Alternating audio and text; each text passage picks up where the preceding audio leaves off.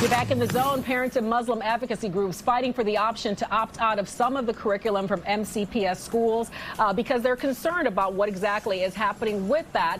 The real issue here, it all centers around several picture books that address LGBTQ topics. The parents argue it is their right to opt out if they are not comfortable with the learning material. Okay. But Montgomery County Public Schools says it allows kids to learn about diversity and inclusion. This is video from a prior protest, and this is all set to be addressed at today's school board meeting starting in just about 15 minutes. And joining us now to talk about it live is Zainab Chaudhry, director of CAIR's Maryland office. And Zainab, I'm wondering, is this a religious issue for you, or is there more at play for your group and others who are concerned? So this is a campaign that's been fueled by parents who are concerned about their constitutional rights, and it's not a campaign that's rooted in bigotry and hatred.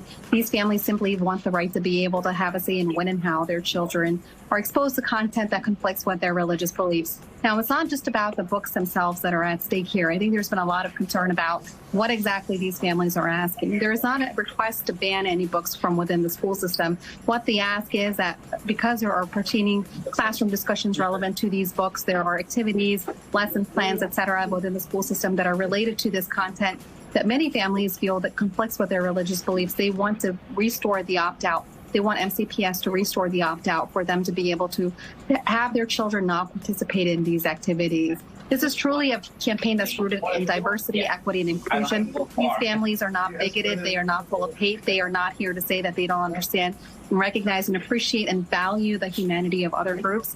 And MCPS needs to understand that when any community feels unsafe, all communities are unsafe. If any child feels unsafe, all children are their safety and security is being threatened.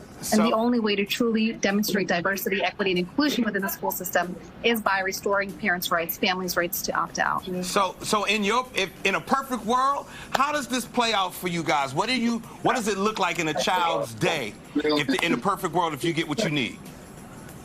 So this is the only school system in the entire country, to our knowledge, that has revoked parents' rights to opt out. The entire state of California, for example, all public school systems within that state allow families to opt out.